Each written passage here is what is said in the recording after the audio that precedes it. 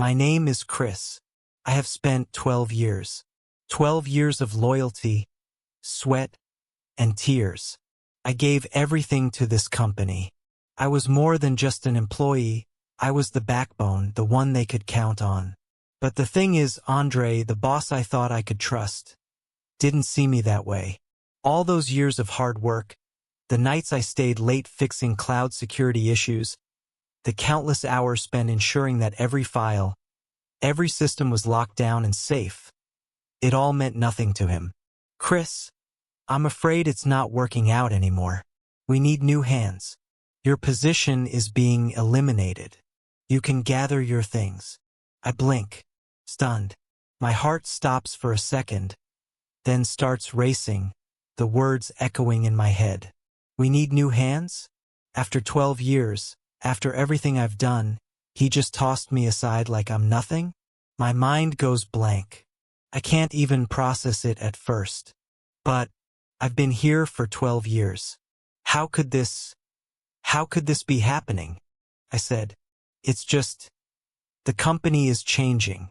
We need fresh perspectives. New blood. Nothing personal. Nothing personal. How can it not be personal? After everything, after all the years I spent here, he tells me it's not personal? It's the coldest thing anyone's ever said to me. I've been loyal to this company. I've given them my best, my all. And now, Andre, the man who barely even knew what was going on in his own company, is telling me it's not personal. Well, Andre, I'll make sure you'll never forget how personal this is. I'm gathering my things, but it's like I'm moving through water, each step heavy, slow. I don't even know where to begin. I glance around the office, the place I poured my life into. The workstations, the screens, the coffee cups. All of it is fading away, piece by piece, as I pack up my desk. The pictures on my desk, the small reminders of who I am, who I was here, gone. Just like that. I sit there, packing up, and I can't believe it. After 12 years, Andre fires me with a smile on his face like it's no big deal. I'm supposed to walk out of here like nothing happened. Like 12 years of my life weren't just erased in one cold sentence. I try to swallow the anger, but it's too much. The rage builds, but it's not just anger. It's a deeper feeling. Betrayal. This is personal. This is the kind of thing that sticks with you. And Andre, he's going to wish he never did this. I won't forget this, and I'll make sure he doesn't either. As I walk out of that office, I'm not just walking out of a job. I'm walking out with a mission. I've been pushed down for the last time. Andre thinks he's gotten rid of me, but I've got something he doesn't see coming. I've got 12 years of knowledge, experience, and determination. I've got nothing but time on my hands now, and it's time to make sure he knows exactly what happens when you screw over the wrong person. I pack my things into a cardboard box. It's not much. A few personal items, a photo of my family, a couple of pens, my company badge. 12 years of service reduced to a few items in a box. My hands are shaking slightly as I place the company badge on top of the pile. I stare at it for a moment, the emblem, the thing that used to represent everything I worked for. It's just a badge, but it feels like the weight of the years behind it is crushing me. It's a symbol of everything that was taken from me today. 12 years of my life, gone in a second. You spend your whole life doing everything right. You work hard. You stay late. You keep your head down and mind your business. And for what? To be replaced by someone younger? Someone cheaper? Someone with fresh hands to mold? What the hell was it all for? I'd given them everything. And now here I was, a man with no job, no purpose, no direction. But here's the thing about being fired. It's not just about losing your job. It's about losing your identity. It's like someone taking the very foundation you've spent years building and ripping it out from underneath you. And it hurts deep. But what I didn't realize at the time was that it wasn't just pain I was feeling. No, it was fuel. It was a fire that was just beginning to burn. Now I'm home. The house feels empty in a way it never has before. I'm pacing back and forth in my living room, trying to process everything. My mind is spinning. But more than anything, I'm starting to see the bigger picture. This wasn't just a loss. It was an opportunity. My thoughts shift from anger to strategy. I sit down at my computer. My fingers hover above the keyboard. I start typing my resignation letter. It's not just any resignation letter, though. This one is different. This is the first step in a plan. The beginning of something much bigger than myself. A plan that will take time, precision, and an undeniable sense of purpose. You see, I've always been a systems guy. I know networks inside and out. I know how to build things up, but more importantly, I know how to tear them down. And I wasn't going to let Andre's careless actions go unanswered. He thought he was sending me out the door, thinking that his little "we need new hands" was enough to break me. But he didn't realize that I could break his company, piece by piece, if I wanted to. I know the systems inside and out. I know how to leave behind a trail that can't be followed, how to break a system without ever being caught. I've learned the hard way that when you're pushed to your limits, you find strength in places you never knew existed. So I started planning. I wasn't going to confront Andre immediately. No, that wouldn't be enough. I wanted to build something, an empire, if you will. I wanted to show him that firing me was the worst decision he ever made. I wanted to make him regret it so deeply that he would feel it every time he walked into that office, every time he looked at his team, every time he thought about new hands. Because in the end, it wasn't just about me anymore. It was about proving to myself that I was worth more than how he saw me. It was about making sure he knew exactly what he had lost. Months pass. My plan slowly comes together. I start making calls, reaching out to former colleagues and clients I'd worked with over the years. I had a reputation in the industry, and I knew that if I played my cards right, I could leverage that. I started putting the wheels in motion, building a new network, creating a company of my own. A company that would do what Andre's company could never do. And once I had my foothold, I'd make sure that Andre's company would need to consult with me. But they'd have to pay through the nose for it. Because no one forgets when they're discarded. Not me, not ever. It wasn't going to be easy. I knew it wouldn't be.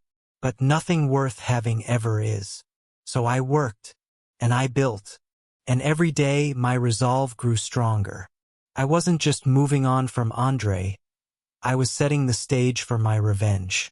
It would be calculated, it would be smart, and it would make sure that Andre knew exactly who had been fired and why. He thought he could break me, but in reality he had just built the path to my success.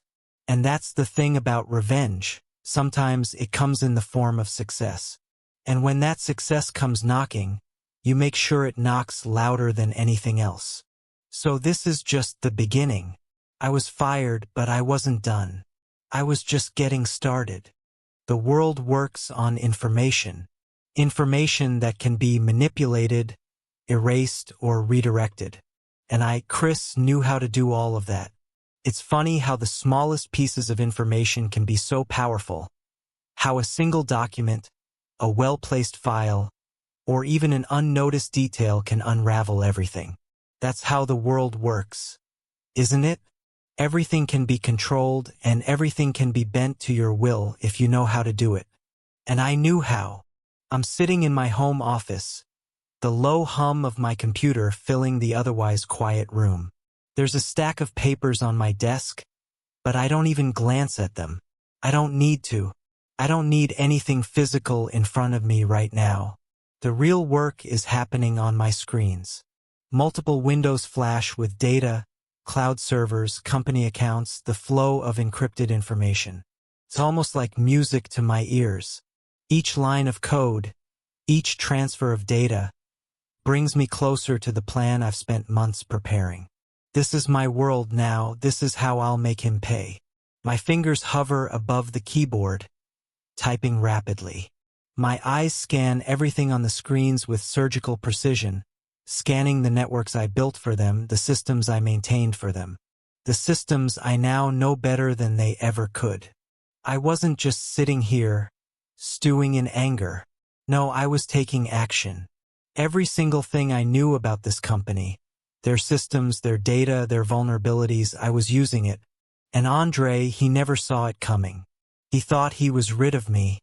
He thought I was just some guy he could replace, someone who had outlived his usefulness. But I wasn't just a guy, and this wasn't just about being replaced. This was personal. This was revenge, and revenge isn't a quick fix. No, revenge takes time, takes patience. It takes setting the right pieces in motion one by one until the whole system collapses. And I knew exactly how to do that. It started simple. I'd been a part of this company for so long that I knew where the weaknesses were. I had access to everything I needed: network logs, private email chains, confidential reports.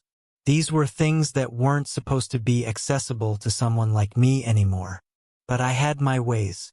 The system wasn't perfect, and the way they ran it was even worse. It was like a house of cards, stacked high but ready to tumble with a single push.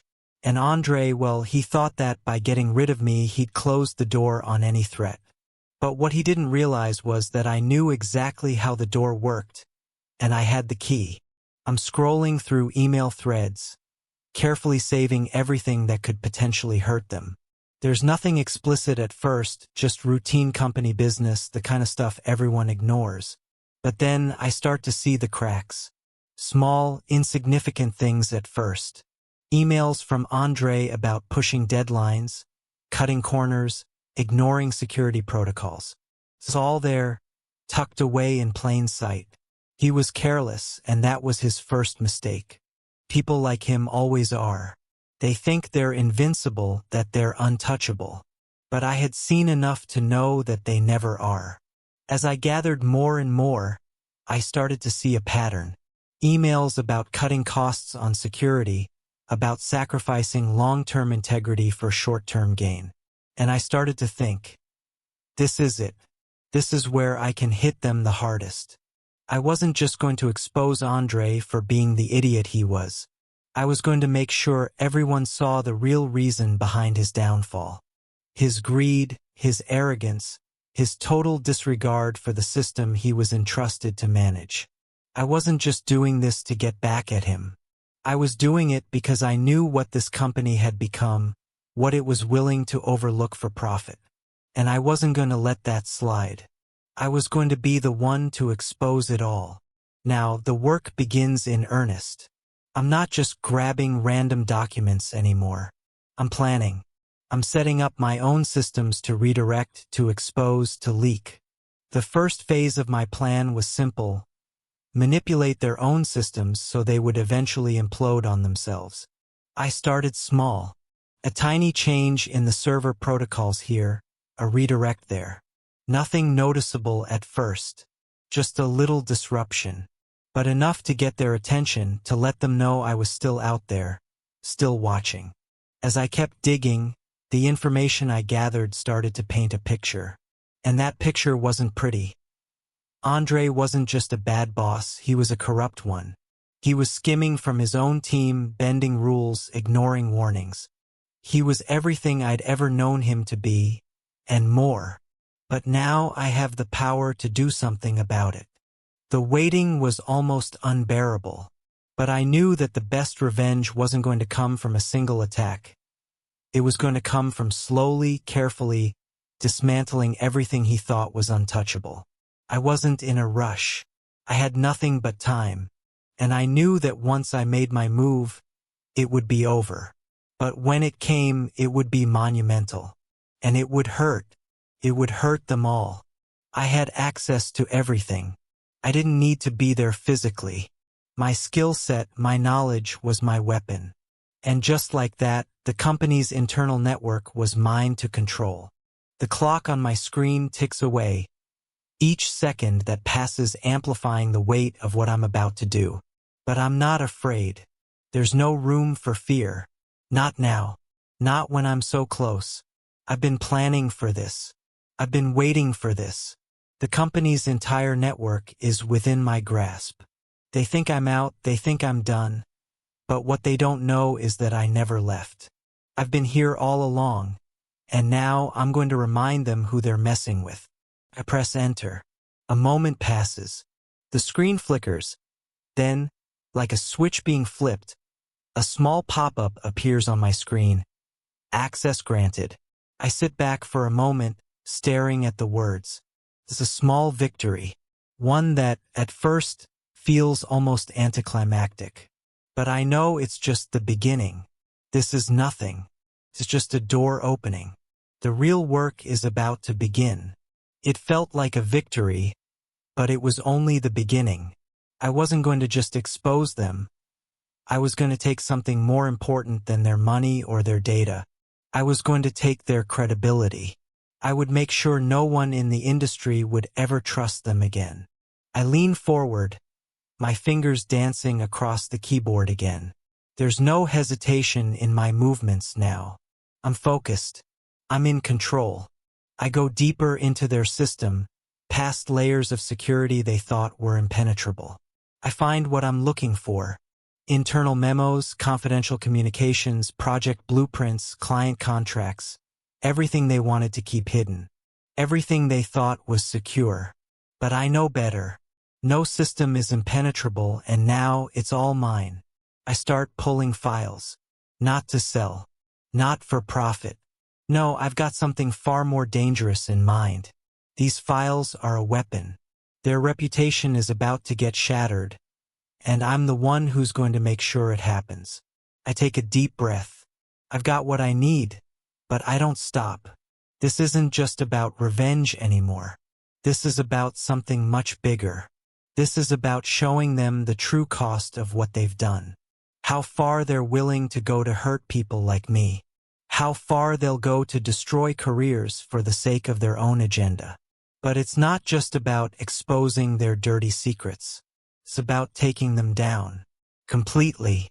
Making sure they never have the power to destroy anyone else's life again. I start making copies of everything. I don't plan to release it all at once. No, I'm much more patient than that. I'll wait. I'll bide my time.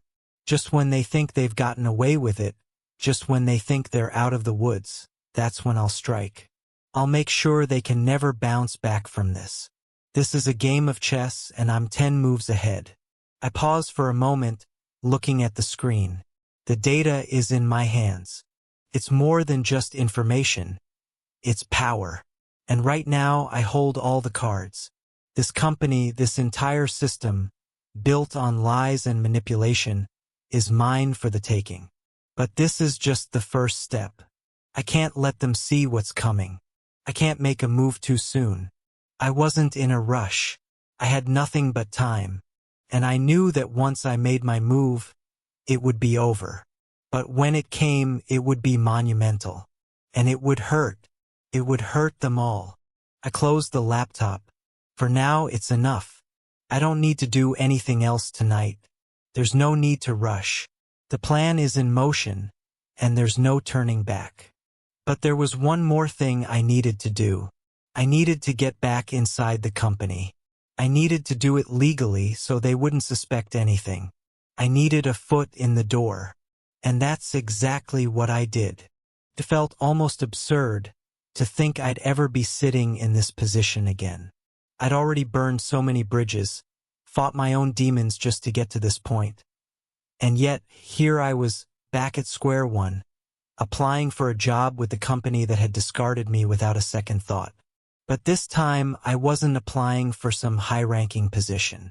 No, I had learned that subtlety was key. If I came in too high, too fast, they'd immediately smell something fishy. I couldn't just barge in through the front door and demand my place back. I had to play it smart like I had done every step of the way. I applied for a lower-level position, something beneath my skills and experience. I knew exactly what I was doing. They'd never suspect a thing. Who would? It made perfect sense. Here I was, an employee once again, But this time, my loyalty wasn't to the company. It wasn't to anyone at all. My loyalty now was to myself and the plan I had set in motion. The company wouldn't know what hit them. The job I applied for wasn't anything grand. It wasn't the type of position that would turn heads or make people raise an eyebrow. It was a job that seemed like a step backward, but it would get me through the door. I didn't need a grand title. I didn't need to flaunt my expertise just yet. All I needed was access, and that's exactly what I was going to get. I leaned back in my chair, staring at the computer screen for a moment. I had already visualized this moment 1,000 times. Walking back through those same doors, sitting at the same desk, but this time with all the power in my hands. They'd never see it coming. They thought they were getting rid of a cog in the machine, but they were about to invite a ghost into their ranks. I wasn't here to work for them. I was here to work with them until the moment was right. And when that moment came, everything I had planned for would unfold, and I would watch their empire crumble, piece by piece. The next day, an email notification pops up on my screen. Congratulations! We're pleased to inform you that your application has been accepted. I smile to myself. It's all falling into place. As I read the email again, I realized just how far I've come. It was so easy to slip back into the role of an employee. I would be an insider once again, but now I was armed with something more than just technical expertise. This time I had the knowledge of their systems, their weaknesses, and most importantly, their trust. They had no idea what was coming. And that was the beauty of it. They were blind to the storm I was about to unleash. I spent the next few days preparing. I knew exactly what I needed to do once I stepped through those doors again. I kept my head down just like before. I wasn't in a hurry. I wasn't eager to prove myself. I was playing my part. I went through the motions, showing up for work, doing what was expected of me, all while keeping an eye on Andre. Every move he made, every mistake he didn't even realize he was making, it was all part of my plan. I couldn't afford to rush things, not when I knew that patience was the key. And so I waited. Weeks passed. I continued my role, doing my job well, building a rapport with the new team, gaining trust. But all the while, my mind was on the bigger picture. I was gathering information quietly, methodically. I knew their security systems, their weaknesses, their schedules, everything I needed to orchestrate the perfect strike. It wasn't about revenge for the sake of it. It was about balance, about showing them the consequences of their actions. They had no idea they were sitting next to the very person who would bring them to their knees. And then the moment comes. The company calls a meeting, and I'm invited to participate in a discussion about internal security updates. My heart doesn't race. I don't feel the typical rush of adrenaline. I feel calm. I'm in control. I know exactly what needs to be done. The systems are vulnerable. This is the perfect opportunity. I make my move silently with precision. My fingers fly across the keyboard, pulling up data, manipulating systems, feeding it into the right channels. There's no fanfare, no dramatic reveal. It's all about subtlety. I'm not here to crash their system. I'm here to expose their flaws. And as the minutes tick by, I can feel it. Everything is falling into place. And so, just like that, it begins. I didn't need to make big moves right away. I didn't need to stand out. No, I learned from my past mistakes. I knew that subtlety was the key. I could make small changes, unnoticed at first, but they would add up to something much bigger, something that would completely change the game. I was working with the company's systems, familiarizing myself with them, getting to know the way they worked. And as I did, I started taking notes. Little things like a minor tweak here and there, a shift in a password here and there. These things seemed insignificant even to me at the time. But in the grand scheme of things, they were part of a bigger plan. They were part of my plan. At night, after hours, I'd be at home, sitting at my desk, working on my side project, building my own empire. I wasn't just going to sit there and wait for the inevitable. No, I was smarter than that. I knew I had to make something for myself. While David thought he had me on the ropes, I was out there making moves. I used my knowledge to start my own company, a company that would, one day, be in a position to not only compete with the one that had tossed me aside, but to crush it. I began small, building a network of clients, offering them solutions that Andre and his team could never dream of. My business was built on trust, built on expertise, and most importantly, built on the knowledge of the very systems that Andre had let fall apart. I wasn't just out for revenge. I was out to win. I was out to prove that I didn't need them. I could build something better, something more secure. My empire was growing, and with every new client, every successful project, I was securing my future. In the end, Andre would look back and realize just how much he had underestimated me. Weeks turned into months, and my business was thriving. I wasn't just working with small clients anymore. I was taking on big players. I was offering them what David's company couldn't: real security. I had learned all the flaws in their systems, all the cracks that could be exploited, and I was using that knowledge to build a better product. As my business grew, so did the stakes. I wasn't just building a company, I was building a legacy. Every client I secured, every new contract I signed, felt like another victory, another step closer to my ultimate goal. And with each step, I could feel the power shifting. Months passed. I played my cards carefully.